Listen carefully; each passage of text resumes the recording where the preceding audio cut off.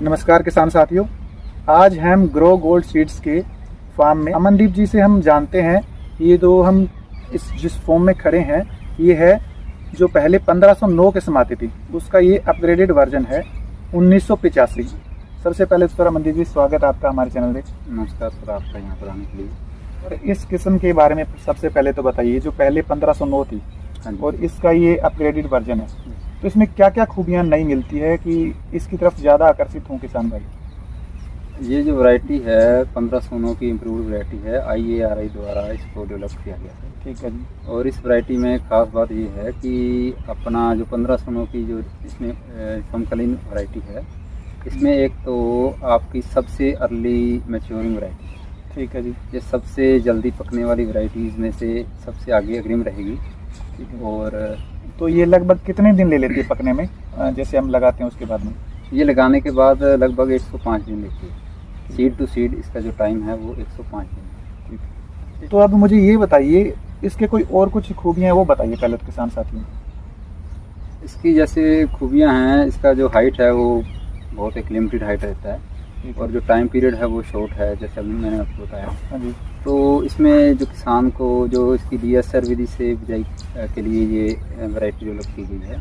तो जैसे इसको अपना DSR विधि से बिजाई करते हैं जब इसकी, तो लगभग 15 जून के बाद हम इसको 25 जून तक या 30 जून तक भी इसको बिजाई कर सकते हैं। ठीक है। तो जैसे भी आपने पकने में बताया कि कम समय लेती है, और पानी कितना इसमें बचत होती है किसान साथियों, क्योंकि अपग्रेडेड वर्जन है, मैंने सुना है, कई जगह देखे हैं किसान भाइयों ने, मेरे वीडियोस देखे हैं और बात भी की है, तो वो कह रहे हैं कि इसमें पानी पहले से कम यूज होता है। तो DSR विधि की वजह से है या फिर सीधा हम नॉर्मल जैसे पहले परंपरागत तरीके से करते आ रहे हैं, जैसे हम पानी को पहले भरते हैं और फिर हम उसमें चोबा लगा के करते हैं, तो DSR में ज़्यादा फायदे हैं उसमें? दोनों के मुझे बता दीजिए। मैं आपको ये बताना चाहूँगा कि DSR विधि तो एक क्रांतिकारी है ही, लेकिन ये सीड भी बहुत क्रांतिकारी साबित होगा। ठीक है। जैसा कि मैं आपको बता रहा हूँ कि इस वैरायटी में जो खास बात ये है कि ये अर्ली मैच्योर वैरायटी है, 15 से 20 पानी में पक जाती है। तो हम इसको कंपेयर करें, मान लो इसकी पुरानी जो किस्म थी 1509, हाँ जी, ये थोड़ा अपग्रेडेड हो गया, उससे उसमें कितना पानी लेते थे पहले? वो भी वैरायटी एक 1509 भी एक बहुत ही कामयाब वैरायटी रही है, उसमें भी कोई शक की बात नहीं है। लेकिन इसमें ऐसा है कि जो अब वैरायटीज आ रही हैं, जैसे 1885 आई, ये 1985 है, और 1907 में जो अब नई आई है, ये जो वैरायटीज़ हैं इनके जेनेटिक जो है मेकअप है वो इनसे बहुत अच्छा है। कहने का मतलब ये लास्ट तक जो इनके पत्ते हैं ये हरे रहते हैं। ठीक है जी। तो हरे रहने के कारण इसमें जो क्लोरोफिल लास्ट तक रहता है, तो किसान भाई को एक तो बीमारी जैसे ब्लाइट वगैरह नहीं आता है इनमें।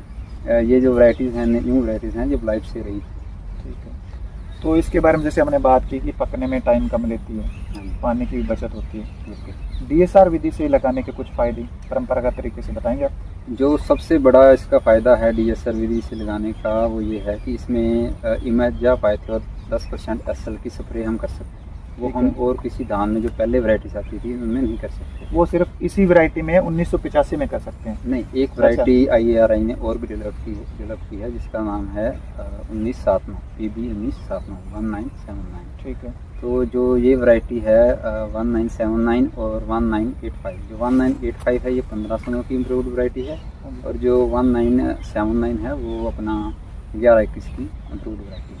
ठीक है। तो इसमें आपने अभी कितनी बार स्प्रे वगैरह की है कोई, इस जो हम जिस फॉर्म में हम खड़े हैं? यस, जैसे इसमें पहले मैं हर्बिसाइड के बारे में बताऊंगा। जो हर्बिसाइड की स्प्रे इसमें होती है वो लगभग 21 दिन पे जो सिफारिश करती है, जैसे हम किसान जो यूनिवर्सिटीज़ हैं, ठीक है, वो गाइड करती है कि 21 दिन पर हम अगर इसमें खरपतवार हैं तो हम इसमें स्प्रे दे सकते हैं मेजा पाइथोर। इसकी डोज रहती है 50 ml से 60 ml डोली।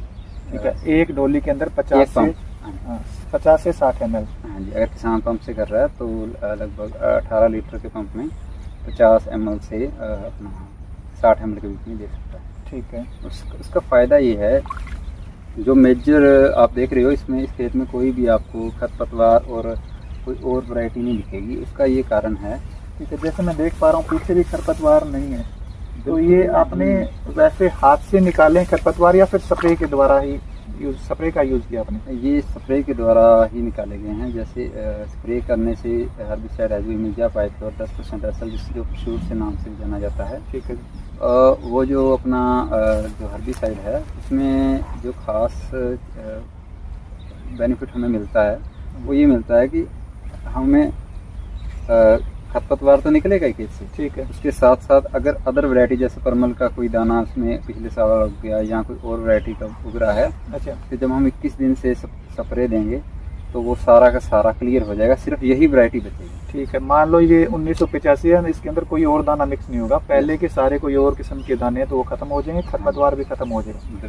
तो ये इन्हीं दो आपने जो किस्में बताई इनमें या फिर कोई और पहले की किस्मों भी? ये सिर्फ ये स्प्रे किसान भाइयों को मैं ये बताना चाहूँगा, ये जो मैंने साल्ट बताया है मुझे पाया था 10% SL, अच्छा, या आप किसी और दान की भी किस्म पर इस्तेमाल नहीं करें। ये सिर्फ 1985 और 1979 के लिए ही बनाया गया है, यही इसको सहनशील हैं, तो दूसरी वैरायटी इसको सहन नहीं करती, वो जल जाएंगी। अच्छा, और में लगाएं तो जल ही जाएगी। बिल्कुल, तो तभी इसमें इम्प्रूव वर्जन है, तो इसलिए अभी इसमें अच्छे से यूज हो रहा है उनका। ठीक, अभी जैसे ये इसकी बालियाँ निकल आई है तो लगभग कितने दिनों में ये फसल पक के तैयार हो जाएगी? जैसा मैंने बताया ये 105 दिन में पक कर तैयार हो जाती है, तो ये लगभग अब 5 से 10 दिन के बीच में पक जाएगी। और इसको हम अगर हाथ से जैसे किसान चाहता है या कंबाइन हार्वेस्टर से जैसे भी इसको निकाल सकता है, दोनों तरीके से किसान निकाल सकते हैं। तो आपके पास अमनदीप जी और कौन सी किस्मों के बीज उपलब्ध हैं? हमारे पास 1885 PB 1885, PB 1121, PB 1401, PR 114, इन सब PB 1718, ऐसे इन सब बासमती वैरायटियों को, ठीक है, बीज उपलब्ध। तो मतलब किसान साथियों अगर आपको इनमें से जैसे भी अमनदीप जी ने बताया और भी कोई किस्म के बीज चाहिए तो मैं नीचे आपको कॉन्टैक्ट नंबर डाल दूंगा इनका, अमनदीप जी का, तो वहाँ से आप इनसे संपर्क करके वो बीज इनसे ले सकते हैं। तो जैसा कि आप देख रहे हैं हमने अमनदीप जी से बात की, इन्होंने काफ़ी सारी खूबियाँ बताई इनके बारे में। एक तो ये जो फसल है जो पहले 1509 थी बासमती धान, उसका अपग्रेडेड वर्जन है 1985। और इसकी जो खूबियों की अगर बात करें तो एक तो ये पकने में समय कम लेती है और इसके अलावा पानी की खपत भी इसमें बहुत कम होती है। और खूबियों की अगर जैसे हम बात करें तो जैसे कि अमनदीप जी ने बताया, जैसे जो हम स्प्रे करते हैं जो इसी के लिए सूटेबल है वो अगर इसके अंदर करेंगे तो अगर कोई पुराना अदर किस्म का जैसे परमल का हो गया और कोई किस्म का दाना है तो वो ख़त्म हो जाएगा और जो खरपतवार है वो भी ख़त्म हो जाएंगे।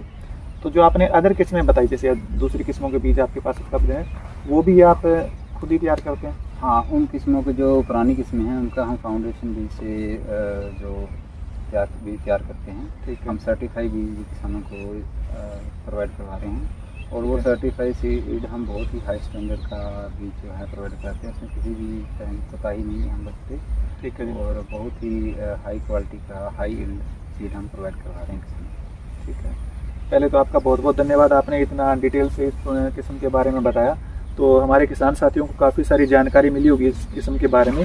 जैसे नमस्कार, बहुत बहुत धन्यवाद।